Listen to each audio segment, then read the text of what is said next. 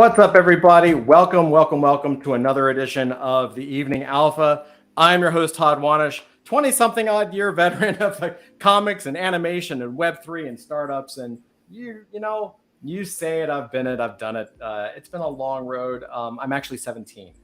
This is what happens. I can tell. Startup life. This is startup life, right? Anyway, everybody, thank you guys so much for coming. Today is actually a very special day because oftentimes on the show, we talk to a lot of founders with a lot of different projects. We've talked to film projects and animation projects and gaming projects, like you name it. We've talked to Axiom Space and outer space NFTs. But tonight is something really unique in that we're talking to another founder who is working in the platform space. And this is something that we all should be aware of because there are some amazing things happening in this space with this company, and you guys absolutely have to know all about it. So I'm super excited to welcome Rikin and CurioNFT.com. How you doing, brother? What's going on? Thanks for having me. Yeah, man, I'm stoked to learn all about Curio. So the first question we always ask is what is Curio NFT? Yeah, I'm happy to get into Curio. At a very simple level, it's just bridging fan connections to entertainment IP. That's how we started and thinking about what that construct looks like. First of all, I want to say I like your black hat. Thanks. It's very hard to find a hat that's unbranded. Let me tell you. That's right. And so in kind of the NFT world, it speaks a lot about kind of where we're at, in terms of playing out of the system, especially with entertainment IP and creators. Mm-hmm. And so, quick background on myself, 20-year career playing in media, entertainment, and tech. Started my career actually coding at IBM, realized that I didn't want to be a programmer the rest of my life, and took a leap of faith and went into the entertainment industry, started at the bottom, worked my way up at a talent agency called William Morris Endeavor, started in the mailroom delivering mail, eventually became a representation agent focused on television, and then all kinds of different kinds of creators, and also focused on how do we think about the entertainment world from kind of the America's greatest product to internationalization. And so I mention it because it's important to see kind of where we're at in the NFT space. I had a couple of startups, sold my first startup to the BBC, where we created formats for, we take television formats and created mobile games out of them. And so we saw incredible signal in 2020, especially with the rise of Nifty Gateway and NBA Top Shot. And I was, me and my co-founder, Ben, were actually having a conversation back in 2017, 2018 about what does a tokenized world look like, in terms of especially as it applies to digital assets and entertainment assets, so tokenizing music was one of our first kind of thoughts of it's music such a tough and ambiguous game in terms of publisher rights and master recordings and managing all of that stuff. And so we thought blockchain is the answer, and we're seeing a lot of projects kind of bring that to life right now. And so that's super exciting. But at the most basic level, we discovered that fans can use digital assets to redefine, ownership, value, and access. That's kind of the three pillars that we really focused on. Since then, we've launched 15 plus collections with the biggest entertainment brands, Universal Pictures, Fremantle Productions on a show called American Gods, with Neil Gaiman. Neil Gaiman's thing, yeah. Exactly. Mm-hmm. And Serge Tankian, who's the lead singer of System of a Down, he's an artist as well. Mm-hmm. And so really the hypothesis was, how do we create, how do we galvanize fan communities? And if you look at kind of where fans gather right now, it's really disparate. It's not also desperate. In the sense that they're kind definitely desperate. I think, yes.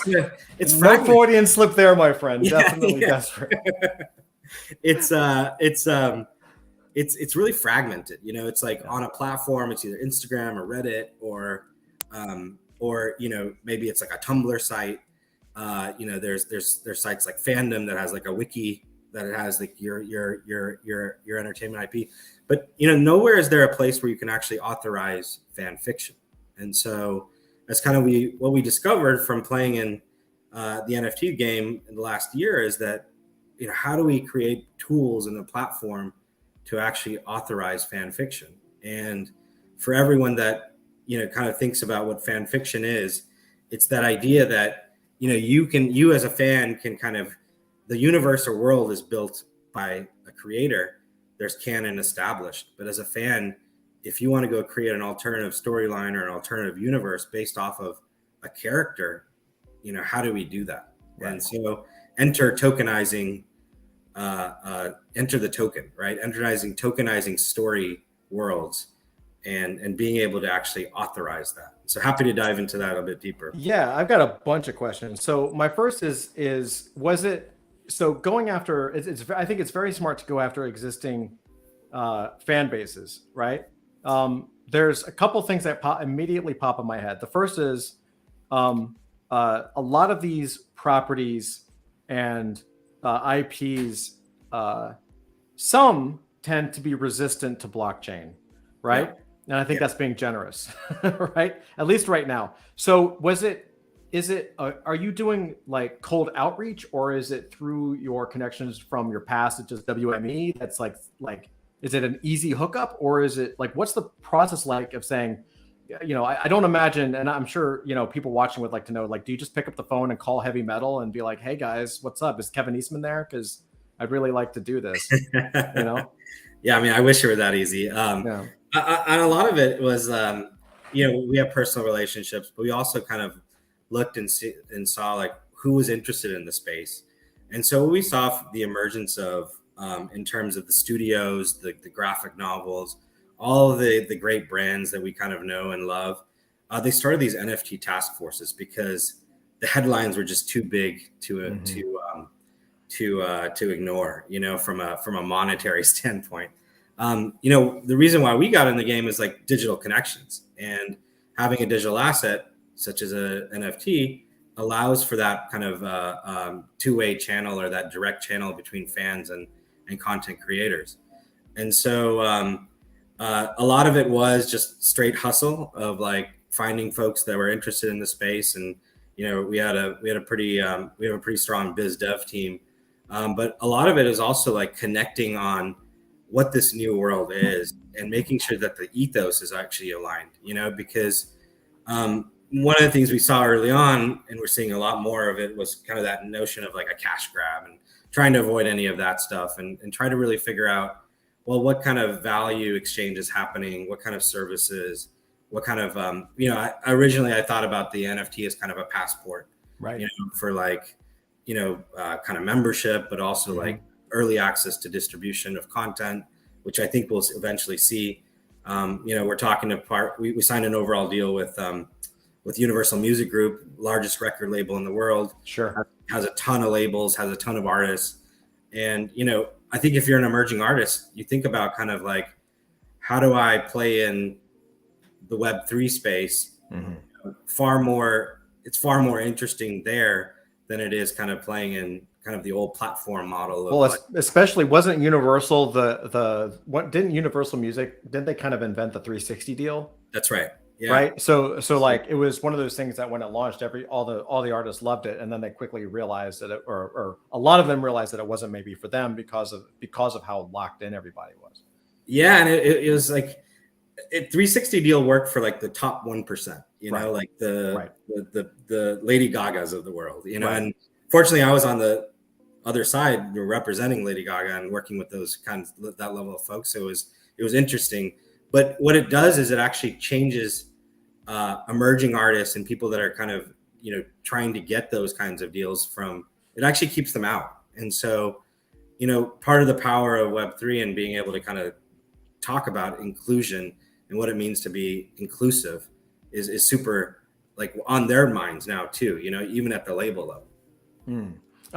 So that makes a lot of sense. I could see that. So when these companies come to you, like, and I'm just going to use an example, like you have like, fantastic stuff, like, the Heavy Metal connection, or the Scott Pilgrim drop, which is freaking awesome. I mean, you have some really good selections there at Curio. So when you do these partnerships and you say, okay, cool, we're going to create this. There's a couple things I'm curious about. Like, is it Curio? Are you guys, the first question is, are you guys the ones setting up the actual mint, saying, here's what we think would be cool, here's how it works, here's the quantity drop, here's the price we think could happen?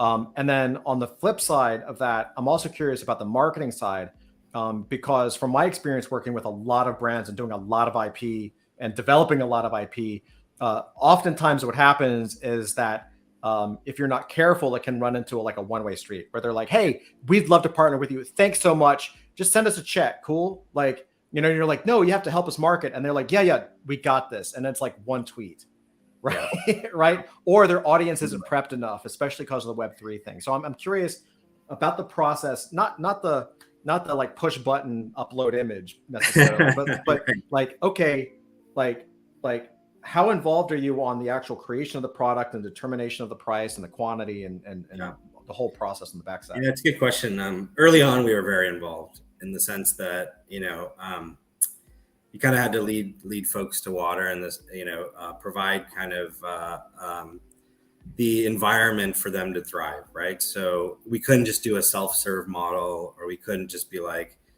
hey, give us your assets, let's go and create. There was actually a lot of the creative process was a lot of back and forth in terms of figuring out, what is this collection, what does it stand for, what are we trying to achieve here, and then creating kind of a gamification layer of, if you're a collector, if you have that collector's gene. We were playing in the digital collectible space, and so one of the things that we kind of saw was like, how do we actually offer something in terms of collecting 3 and getting the 4th, or we started a fusing center with heavy metal, where you'd collect different parts of an image or of the front page, and then you would collect them and you would actually form the cover. And that's awesome. That was super cool. But where we're kind of going now is really focused on fan fiction. And really, if you think about it, it's kind of crazy. Like the ancient story, stories, of course, have all different kinds of formats. So, there's the campfire story, there's the stories that were written down, and then there's the great oral tradition of actually telling your story. If you look at like Odyssey, everyone had their version of Odyssey, right? And there were like derivative stories, and the one that actually kind of became canon was the one that wrote down and was tested and tried. And so that was like the light bulb moment that we kind of discovered last year of like, how do we get fans to authorize their output and then see if it can ascend to canon with our partners? Oh, I love it. Oh, with the partners. So actually like almost like a two-tier platform where you bring in a fan collection. Like I'll just use heavy metal again since it's in my head. But like, and tell me if I'm around the universe here. Like you bring in fan fiction, people who enjoy fan fiction or want to create. There's a platform system where they can create it and kind of store it, and then on some level they can either submit it or it can get reviewed by something like, hey, here's my heavy metal pitch, or here's my fan fiction for heavy metal, and then editors or whoever at heavy metal, as an example, could then bring it up to a story level and say, hey, we'll use that in the next magazine, the next issue. That's right. Yeah, no, on some level it's exactly that, which is world building from the bottoms up, changing the NFT conversation from collectibles and speculation into like fan empowerment and creativity and collaboration is kind of the main goal and objective of kind of where we're going. Yeah, I love this, man. I'll tell you, like one of the big, and this is, a lot of people don't talk about this in the 90s. I don't know how deep into comics you are, but in the 90s, when the comic industry crashed, and common lore and mythos that the industry likes to tell itself is that it was the speculator boom, right? Bunch of people came in, bought stuff. They all thought they're going to send their kids to college. It didn't happen. We're going to be rich. It didn't happen, and so they bounced. That is true, but that is not the total reason why the industry crashed. It was a bunch of things, right? That was a little bit of it. That was a minor part of it. Another big part that doesn't relate to the conversation was Marvel buying a whole bunch of stuff that they shouldn't have bought. That's right. They went into massive debt buying Toy Biz, and they bought everything, and there was a huge mistake. And so when they went bankrupt, it took the industry with it. But the other thing, the underlying thing that really affected the pop culture market, because it was run by the comics in the 90s, was the fact that Marvel and DC, because they all kind of do the same thing, and Dark Horse, all the top companies, started to slowly turn off the portfolio review. Mm-hmm. And what they didn't understand, or what they didn't care to understand, was that, and this is something as a young artist and a young creator I knew inherently, was that 90% of the fan base in comics at the time were people who aspired to be in comics at the time. That's right. So you had conventions full of wannabe artists and wannabe writers, and then you turned off the aspirational mechanism. Yep. So all of a sudden, the whether they were talented or not talented, or all the range in between, regardless of their skill level, they no longer had the ability to sit in a tiny little cubicle with an editor from Marvel or DC or Dark Horse or whoever for 5 minutes just to have them flip through the thing and say, well, you need to work on your anatomy, you need to work on your... They eliminated that. And so when they eliminated that, the audience was like, well, there's no reason for me to go to cons because the editors aren't going to be there. Right. And then as things started to kind of slow down because they stopped buying books. They were like, well, if I can't be in the comics, I probably should go into filmmaking, or I should go into screenplay. So I really like how you're it seems like you're bringing that back, right? Yeah, no, I think why do you think that the comic book or what the IP owners turned that off, do you think? Well, I know why. There was a few reasons. Yeah. So the first was the hassle of it. The professional editors, what the insiders know that the outsiders don't, is that it's all about networking and who you know. So there were some outliers in the 90s, people that got very famous by just going to cons and finally getting a gig. But most people were just like friends of friends or studio mates of people that were already in the industry. Yeah. The other thing that was a problem is that from a legal standpoint, what happened quite often was that when the editors when people would mail in their submissions, or they would show an editor their submissions, there was actual legal paperwork. And the reason there was legal paperwork is because John Doe sends in a Wolverine story, Wolverine guts somebody in the back or something. And then 6 years later, it shows up just because there's been 8,000 writers, and some good writer was like, yeah, we should stab him in the back. That'd be cool. And like all of a sudden there's someone out there in the universe that says he stole my idea. And so it became like a legal thing where when new management came in, they said, well, that doesn't make sense anymore. We shouldn't use that. And they started sending scouts to conventions, right? Yeah. So they started sending actual people to go to these conventions all over the world to actually outbound it and scout it out, and just pick people up as opposed to letting people come in. And so it kind of wrecked everything, right? Yeah, and the reason why it's super interesting because like that is exactly kind of what has changed in a lot of ways, right? We see turning fans into creators as a whole new category.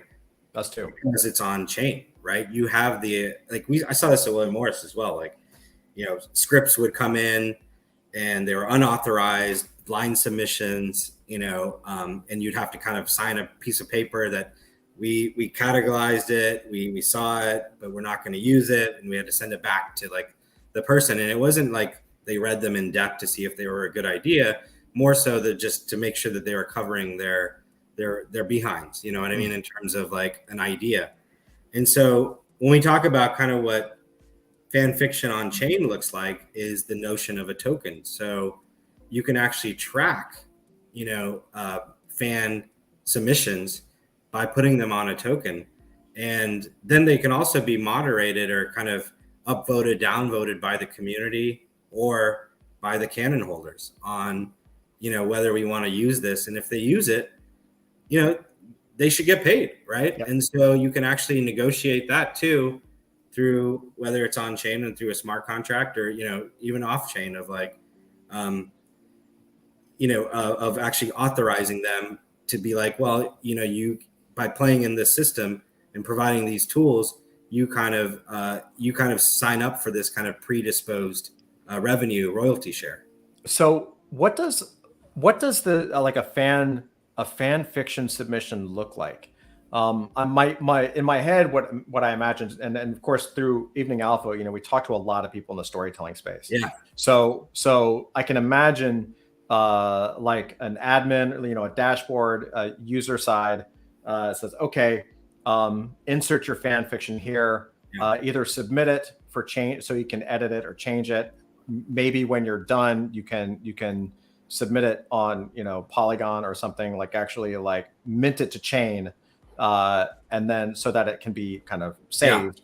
Yeah. And then maybe there's is that am I on the right track? Like you're on the right track. So how we think about it is actually creating the world. And so you have the world of let's say heavy metal, or say Tarna, for example, mm-hmm. and you have Tarna as that world. And then you create a character, that the creator of that world, or the head creator, so to speak, can say, put a call out, put up the bat signal to other folks to say, look, hey, I want to take another character that's part of the Tarna series, build out the art, build out the story, and we might include that into the Tarna evolution. And if we do, you'll get paid for it. Got it. So, we're building out the system and building out the model exactly of how it's all going to work. But right now what we're doing is we're providing tools to actually start tokenizing different story elements. So like I see. Scenes, objects, and things like that. That's awesome. Of how do we break down, a story?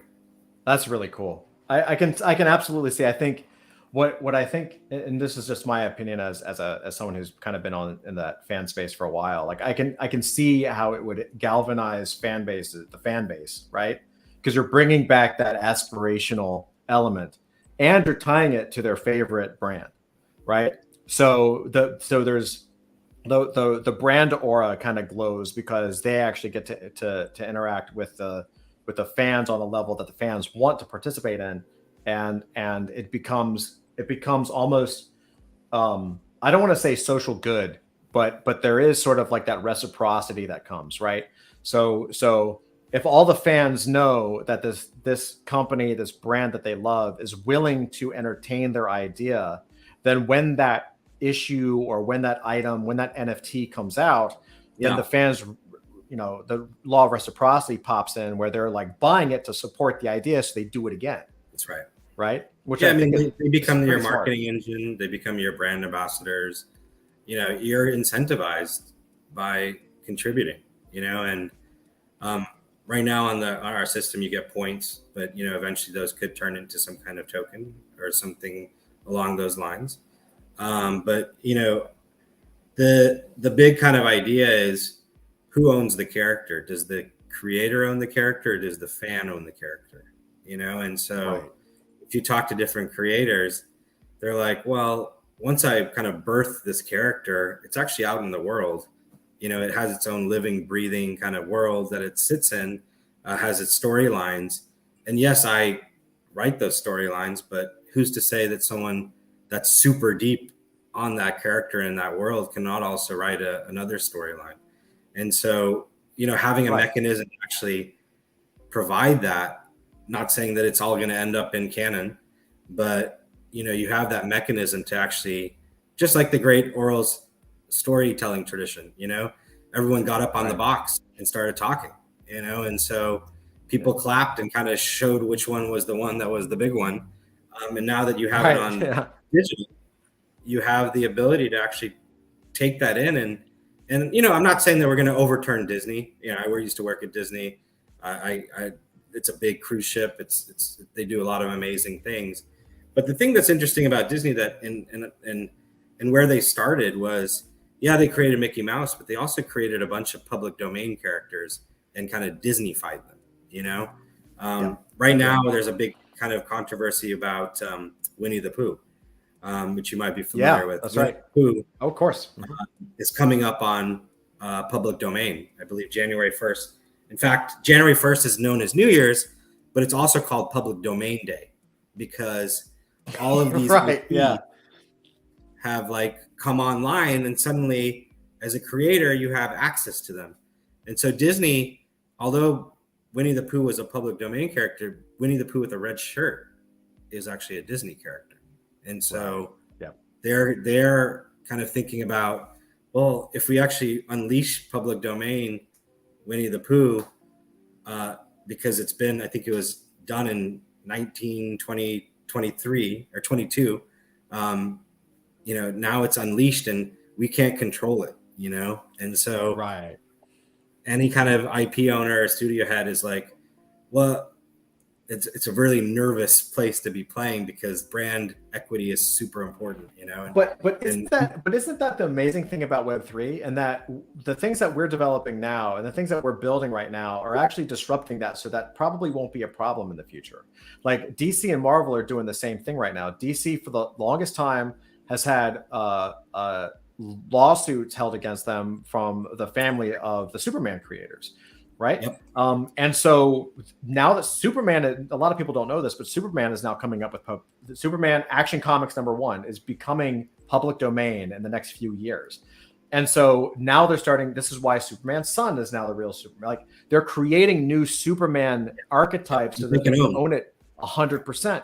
And in reaction to that, Marvel's doing it, started years ago with the same thing with Spider-Man. So people don't totally know this, but Miles Morales, who is in who has had his own movies now and animated pieces and fantastic, Enter the Spider-Verse and all that kind of stuff. Yeah, awesome stuff. Fantastic. But the reason that character exists is to block the public domain of Peter Parker, because Spider-Man's coming up. And so it's a very fascinating thing. And I think what you're talking about bringing in the fandom and bringing in that element of creation offsets that, because I think, and there's still a long way to go for this, but I do think that when you bake in an element of public domain or community building from the get-go, then you don't have to worry so much about it's mine. We got to dodge, and we only have 75 years. And what happens then? We'll have to recreate the character and, red shirt on a Winnie the Pooh. Like, do you know what I mean? Totally. It sparked so many thoughts, kind of that what it means to be a franchise, right? And if you look at kind of like all the artists and animators and all the people that worked on any kind of production, it's a boatload of people, right? Uh-huh. And it does an incredible amount of box office, but like the artists or the people that kind of created that don't really see any of that participation, right? They get their salary and they might get like a nice little bonus for being part of a blockbuster. But what if you actually put the asset that you created on chain? If that asset gets used in a movie, you actually get a percentage of the box office, on a very high level, is one thought. The second thought that really kind of you sparked was like franchises. How do we think about franchises in the Web3 space? And so what we're really focused on is building franchises from the bottoms up. Not too different than your project in a lot of ways in terms of community driven, bottoms up franchise building. Right. And so what we'd like to do is like provide tools and create an environment for those to flourish, right? And provide a platform that actually helps and accelerates that process. And so when you think about kind of franchises, really, like box office does pretty well. Usually it's like a loss leader. Usually they break even because marketing is so high to get a big movie out. But where they make money, we saw this at Disney. Disney has this like classic diagram of like an IP wheel. Yeah, I've seen that. Yeah. Like film and television and parks and merchandise. And it's a massive map too. Yeah, and all the stuff that, like, if you think about what a franchise actually and how many times you interact with it, and on all the different places that you interact with it, Disney's that has these tentacles in everything, and where they make a lot of the money and where the profit is actually generated is on the back end of the characters that this animator, probably who's making a good salary, but not like the franchise worth salary, Right. Yeah. of kind of of that world. And so what if we were able to actually accelerate that process of the next Web3 franchise is actually built by creators who have ownership of 100%.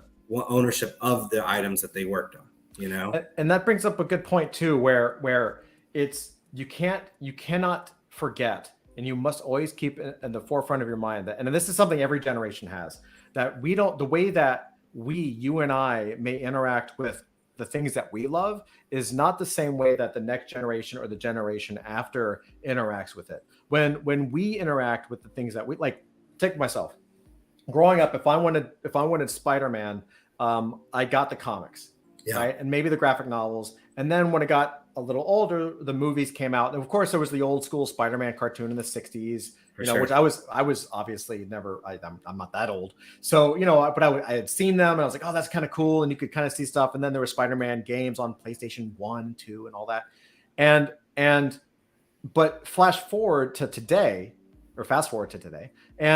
and our kids, they live that, like, it's not just that they watch the show or the comic. There's a whole, going back to the universal concept of 360 branding. Yeah. It's every single property is, you can live inside of the brand for everything.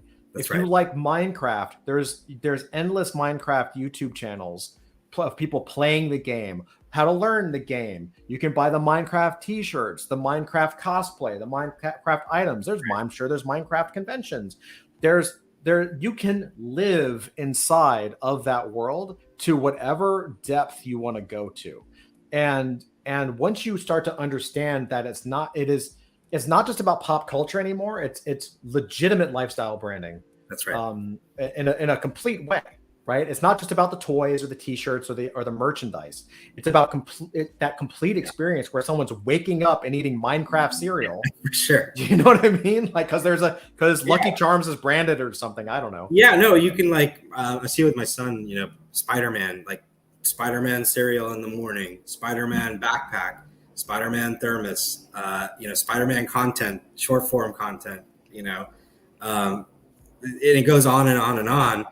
And it's truly insane when you think about it, that the people that created Spider-Man probably don't see any of that. They might see a little bit of that action, right, but the royalty is really just going back to the owner. That's right. My 3-year-old is Elsa from Frozen. There you go. Like, lucky you. Yeah. Oh yeah. Nothing like that song 100 times a day. Yeah, and so, like, I truly believe that the next next franchise is going to come in the Web3 space. I think, if you look at kind of what the Hollywood studios are doing, they're taking less risky bets. They're betting on stuff that they know has a baked-in audience, that has, that's why they went after comics and graphic novels, because it was there was world-building exercises, that someone had already done, and they just needed to transpose them put them then into the system. Right. And so now with the Web3 system, I think it's going to completely be able to live on its own and be its own breathing, living franchise. And so that's super exciting from why I got involved in tokenization, because, like, what does a tokenized world really look like in the future, and where you might not even know that you're dealing with a token, but because it's being tracked in some kind of way. And then, the emergent behavior is insane, right? Like, oh man, digital natives, people that, like, truly believe that the digital assets, are just as valuable as what's in my wallet, and it's like their digital wallet is, for a lot of people that I talk to these days, it's like the digital wallet is far more exciting and to talk about than the money you have in your bank account. Yeah, of course.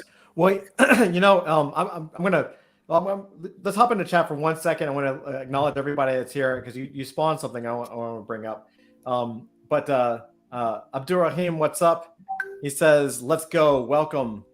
Natasha, how you doing? Happy reveal party. Happy evening, Alpha. What's up, Natasha? How you doing? MK Kronos, what's up, sir? Day for you guys.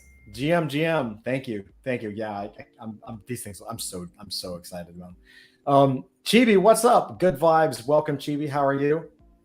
Chibi says, hi, so happy to be here. I'm loving the conversation. Awesome. Thank you so much. I'm so glad. Hey, Carrots, what's up? Welcome. How are you? KG says evening all. And so there's one of the questions that I have is with as you're going out, because you're actually like on the front lines of this, right? Like you already have at least several connections with IP brands that are open to the idea of Web3 enough to partner with you for a collection, right? Yep. Yep. And now you're coming either to them or to new partners saying, hey, maybe what about this? Like, introducing the fan concept, which I think to me is a no-brainer, right? But I think part of the blind spot that we have as founders, sometimes we know the good idea, right? It's so obvious. Like, you tell me this, I'm like, yeah, that obviously, like, that's fucking brilliant. Yes. Makes total sense. But, when you bring it to these partners, sometimes, again, to your example of Disney, they're so bred to be protective of everything that they have. Yeah. What has been the feedback from some of these projects or these brands when you approach them with this concept? Have they been open to it, or are they questioning it? Like, what are the obstacles that you have to get past to get them to see this? Yeah, it's a conversation I've had a lot, and it's a good question. A lot of times it comes to, well, we're not going to allow that, and you're like, well, think about it, because if you look at kind of the projects, that the JPEG projects, the profile picture projects, like why they took off and why they accelerated so fast was, you can make money on them, but you also had this like notion of buying into that community and being part of something. And that's a really, that community, that transparency, that digital ownership, all kind of amalgamated into something that was new and different in terms of emergent behavior. And so they are scratching their heads to be like, how do we play in this? It's not going to happen overnight. Let's be clear. But what is going to happen is us going to creators directly and saying, rather than signing an overall deal or a 360 deal with some of the gatekeepers that are out there, have you thought about creating, your own world and franchise outside of, and can you raise financing? Can you do all the great things that the studio traditionally provides outside, and actually receive ownership and participation of it? And so that's the thesis that we're testing. And so we haven't announced yet, but we have some really prolific people that and love, household names, especially in the comic and graphic novel space, of people that are super keen on trying to build something new from outside of the current system. And so that's, I think, is the right approach. I think going to our existing kind of IP owners and partners is interesting. They're definitely, like, their eyebrows have definitely been raised, but they're still thinking about, it's hard when you have tons of money coming in from kind of protecting your space, Yeah. And so, I think marketing and fan engagement is a way that they've really got to get excited about, of like, fan creations, instead of creating like a hashtag or being able to kind of, that notion of remixing, right? Remix culture. Right. We see it in TikTok of like, that's how stuff goes viral. So they're like, wow, the game is changing in a lot of ways in terms of like media experiences and how people, experience content. And so, one of the ways that the creator economy is going to really kind of thrive is not be so platform dependent, right? And so I know creator economy is a very broad term, but if you're a creator, why does the platform take a huge chunk of my 100%? And so like that's no different than the premium, the highest level like creators where the studio takes your cut. It's a lot of it. There's a lot of parallels between your YouTube influencer and your head writer of a TV show. The platform or the studio is taking a significant portion of your upside. Well, there's also that intrinsic fear and loss of control that you have as a creator when you tie yourself to a platform. 100%. And I think if you're a young creator, you don't think about it. But if you've been around the block a few times, and I'm not going to call out any platforms or anything, but a lot of these double-sided platforms where, for those listening, a double-sided platform is a platform that connects a buyer with a seller. So eBay is a double-sided platform, Patreon, Etsy, any platform that kind of facilitates the meeting point. Yeah, two-sided marketplaces. Yep. Yeah, two-sided market, and they're notoriously hard to build. But one of the problems that creators run into, especially more experienced ones, is you like what these platforms do inherently is they create dependency loops where if I go to platform A and I put my time in and I work on it and I've got my subscribers there or I'm getting my money there, and it could be YouTube for all I care. It doesn't matter. You put your time, energy, blood, sweat, and tears into something, you become dependent on that system. The system becomes more powerful. You become a little more powerful because you can build your fan base, but it's the system that becomes powerful because 90% of these platforms, the way that one of the main ways that they have value is actually the database of subscribers and email addresses that they have. Yep. So that's why so many platforms don't give you access to the email addresses, right? Hey, you wanna ping your fans? Go for it. Hit the send button, right? But if I wanted to export the email list, good luck. Right. Yeah. It's not going to have very few. And this only becomes a danger if you do something they don't like, or they change a policy, or all of a sudden it's under new management and the old boss is not the same as the new boss over there. And all of a sudden you're in this gray area or what have you. You saw this with OnlyFans like a year ago. Not that I give two craps about OnlyFans, but it's from a startup standpoint and an investment standpoint and a creator standpoint, you have a platform of creators who basically made the platform what it's known for. Yep. Right. OnlyFans didn't start out trying to be that. That's what gravitated to it. And so they doubled down on it because it was successful. It's making money. And it made a hell of a lot of money for them. And then all of a sudden they said, you know what? We actually don't want this anymore because we want to be a respected platform. And they got hammered so hard that they had to reverse course. But that's the rare case. The reversing course is the rare case. And I think what you're talking about is when you add the element of Web3 in there, where the creator is partnering with a platform, not just like giving away all like hopes, basically trusting the platform with their future and their rent and their life and their family, right?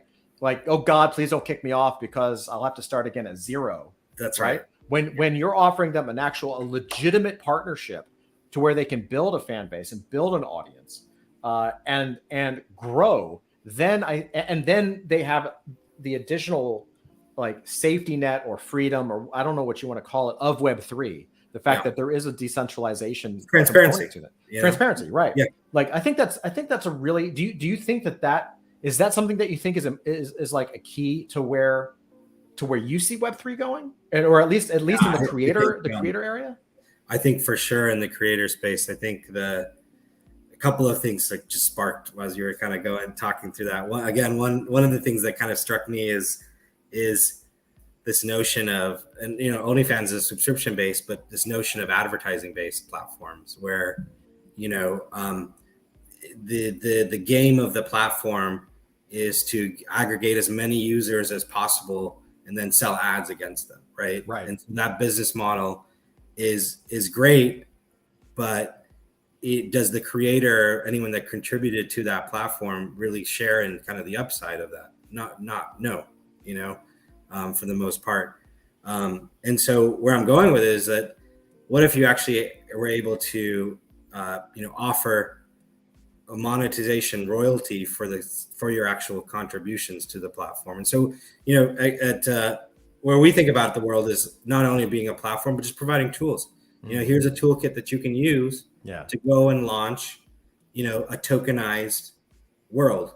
And so now that you have a tokenized world, you can kind of enlist other people to kind of join and be part of that, and create that culture of truly community driven building. And I think, it's also important to note that like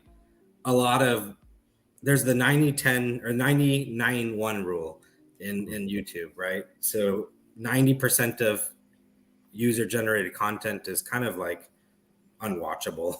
It's like me like cooking an egg in the morning and like against it, but then there's also like 10% that's actually really good, and then there's out of that 10% there's 1% that actually is like your YouTube influencer, and so what we're trying to say is let's provide an environment for all creators, and people are going to rise to the top naturally, but instead of having to get advertising and have YouTube cut you a check based off of how many subscribers you have, you actually control it yourself, in terms of like, if I go and create a derivative fan fiction franchise off of your IP, then you actually get a cut of that, and me as the fan gets a piece of the action. We provide the tools, so we'll take a small share. But, the idea is that you can actually build, with your own enterprise, and you actually truly own that enterprise.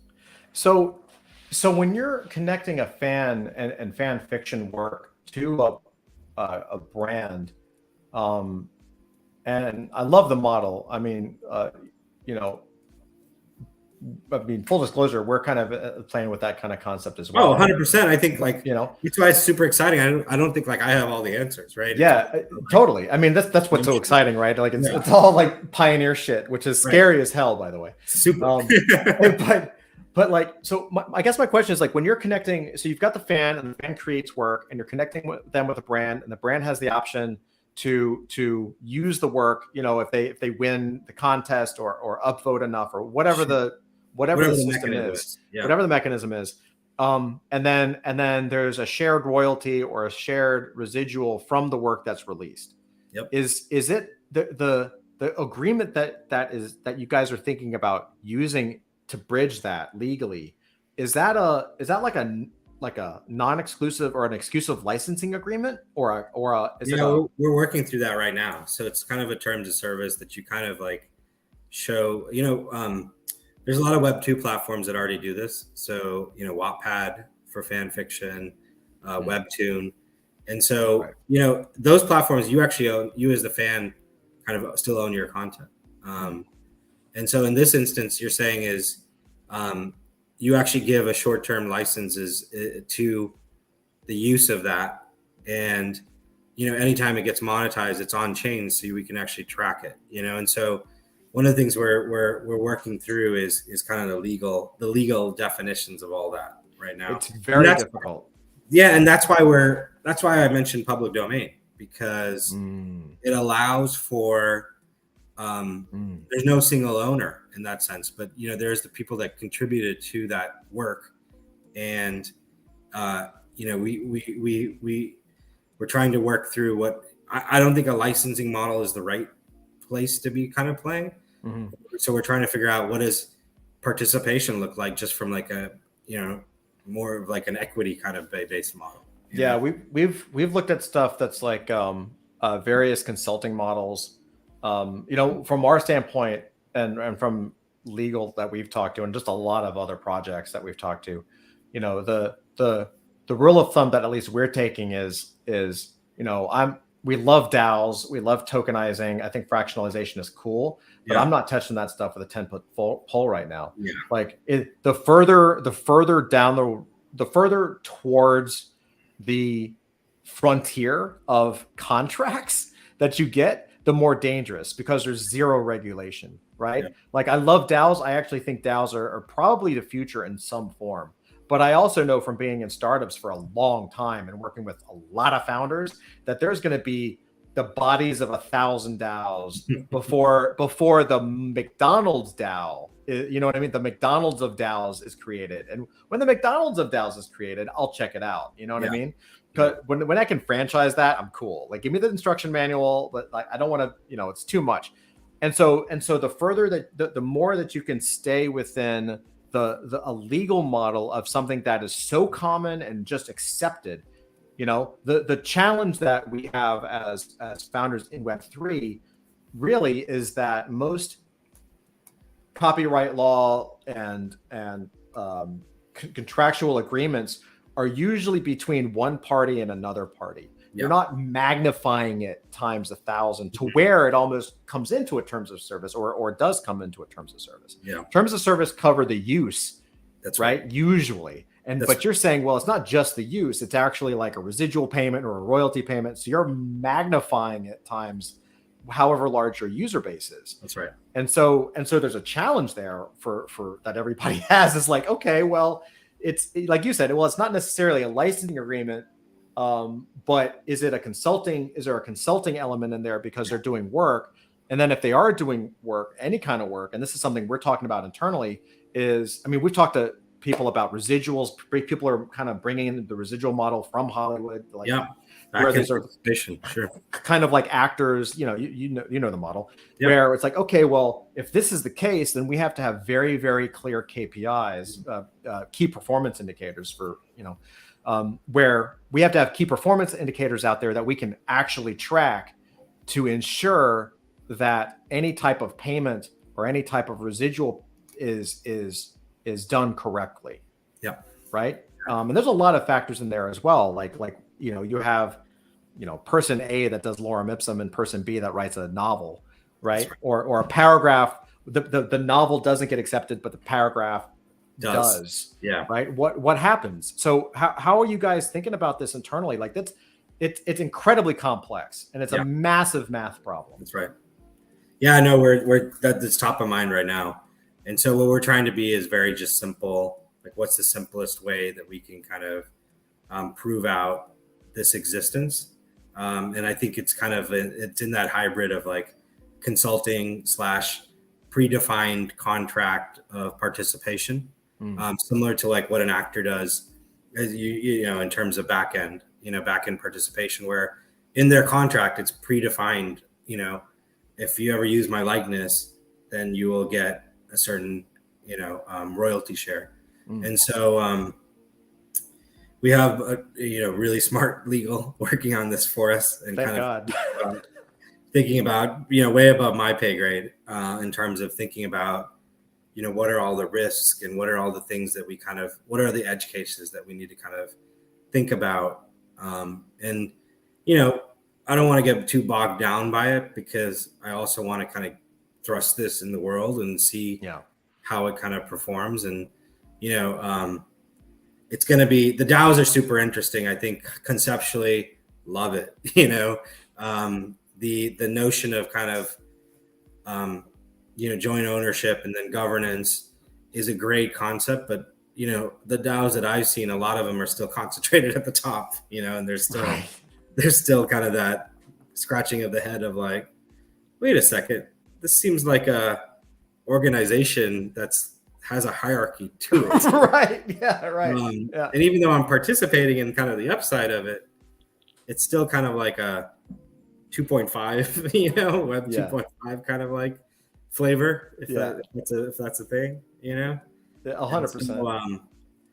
So, again, like, we're going to discover all this stuff as we kind of unfold. Like, it's kind of like part of the fun of being a founder and thinking of new ideas and new thoughts is also dealing with the old system and extending the old system, pushing the edge of that into something new, rather than, like, I can't say that we're just going to, there's a lot of startups that are kind of like, we're going to be the Marvel of Web3, and we're going to be the Disney of Web3. And we're like, guys, these guys aren't going anywhere. No. For a while. And they're going to see, eventually they're going to see you, and they're just going to buy you. So, right. You know what and I mean? Then like, you're like, everyone has a everyone has a number, in Yeah. some ways. Yeah. But at the same time, it's like, well, why don't we? What can we do? What can we push the edge on? And can we authorize fan fiction? That's kind of like the NFT gives you a license to authorize fan fiction in some way, right? And so it's up to us to go out and figure out what that way is. And so that's what keeps me charged, and thinking about this problem, constantly of like, how do we think about the different constituents, the creator, the fan, the collector, the all the sub creators that orbit around that, like the head creator. How do we think about kind of the whole ecosystem, and how do we make it so that, again, we provide an environment with tools so that people can create their own garden to flourish. That's kind of what we're trying to do, at kind of the next evolution of our product. So what's like the direct next step? Like, is it like, this is something, what we're talking about with fan fiction, this is I know this is sort of like, okay, like where we're headed, but is this like, what's the direct next step in the process to get there? Yeah, so we actually are going to start releasing under a new brand, a set of tools for creators, and kind of start thinking about it from that vantage point. And so we have, as I mentioned, we have a couple of great household names that we're super excited to announce. It's hard for me to kind of not share, but we'll talk in the green room. It's fine. Yeah, I can tell you the green room. But I think that we're seeing kind of that world of, when Twitter was actually launching, if you think about it, like the hashtag was created by a user. It wasn't created by them, Yeah, it was Micah Baldwin, right? Exactly. So Micah was like, wow, I see some kind of like opportunity to do something here. And then Twitter, like as the environment, they're like, oh wow, that's a cool thing. Let's see how we can maximize it and amplify it, And so again, that's kind of what we're doing as a founder, like incrementally, throwing things out into the world and having them respond to us, being adaptable, flexing where we need to, and trying to kind of see with really high profile creators that we have access to, can we build the next Web3 franchise, outside of the system? And so like outside of the system might be like, well, we have a huge baked in audience and now Disney wants to go make a movie out of it, and it's like, all right, that's a transmedia play, which is like, we saw this with, obviously Marvel and DC, right? Where like they have base IP that's been built. And so what we're saying is like, let's go build a base IP in a community driven way, rather than, having a bunch of executives in a room, decide what green lighting looks like. Like, maybe that there's this opportunity for enough of a critical mass to really capture what that next Web3 franchise is going to be. That's awesome. That's fantastic. And I think what you guys have already proven, you've already done, and I think it's commendable. Like, you've already proven that there are really top-notch brands and top-notch IP that is open to the idea of partnering in Web3 to launch their product. Right. And that right there is an epic win. It really is. And I really believe it. Like just coming from that world, like that is not an easy task. It's not it's I think, outside looking in, it's like, well, of course they have Scott Pilgrim or this or that, or just, of course, like you just make a phone call or you just, have a connection, but it's not that easy. Yeah. It's incredibly hard. And especially in our space where there's again, I can't, I'm not going to dox anybody, but I was talking to another founder earlier today. They had a massive deal with a very large brand that you would know, who had partnered with them. And all of a sudden, this was like a month or two ago, we were talking about it today, but it happened basically during NFT NYC. And they had this debut thing where it was huge. And the next day, I don't know, it was like one of the magazines, I don't know, it was CNN, one of the big media companies had a headline that said crypto is a scam. Right. And they instantly pulled out of the deal. Right. And I think that we're it is no easy accomplishment to get the interest, to go through the process, to get them on the site, to get the product out there, to get the sales. Because I have no doubt you had to probably push very hard on your side to get those sales. 100%. Yeah. It's not magic, and half the audience doesn't even know. Half the audience of any of these properties don't even know, let alone like Web3. That's right. Right. And so just to get that is a massive win. And now to say, okay, well, now we're bringing in the fan base to support it, I think it's a really smart thing, man. I really commend you for it.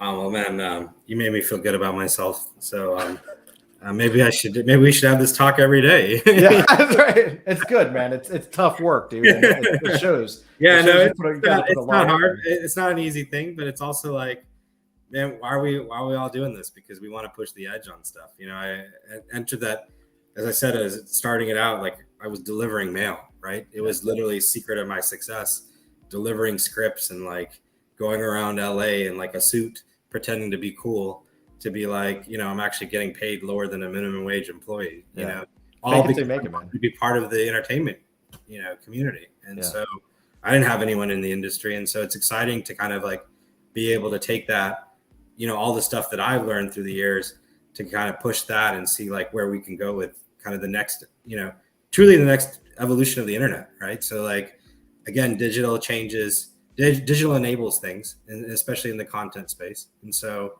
super excited about where we've been and where we're going. And, you know, thanks for a great conversation. You know, absolutely, man. So really quick, Carrot says evening alpha equals therapy. It is, man. This is what founders do, man. The life of an entrepreneur is literally just putting out fires like all the time. That is the job.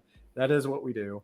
I was telling this to my co-founder today. I was like, man, it's just like the more even keeled you are with the good and the bad, it's like just a better place to be playing, you know, like, because it literally, you can have like the call that's going to change your company's life.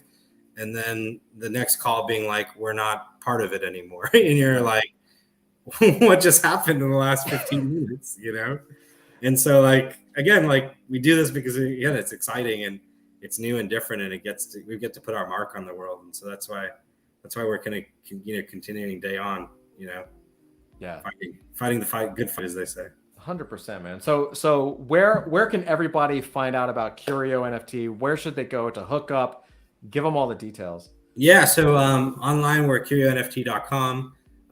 Stay tuned to our Twitter because we're going to announce from there. It's just Curio NFT. I'm at Rikin on Twitter. You can find us there on when we launch kind of the new brand. It's going to happen in the next month, a little bit after a month after Labor Day. So super excited about all the great stuff that we're doing.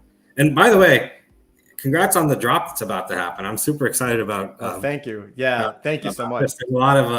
There's a lot of charged particles in Discord. You know, people asking, and that anticipation is always super fun. I love it, man. We similar to you guys, like we just keep doing more launches so that we get like that nice layer of jade over the FUD. You know, just sure. we got this now. It's great. Awesome. Well, Rikin, thank you so much, man. And hang on for just a minute and I'll say goodbye to everybody out there. Thank you for watching Evening Alpha. I hope you enjoyed this episode. I think it's phenomenal. I love this was a great conversation. Thank you guys again for showing up.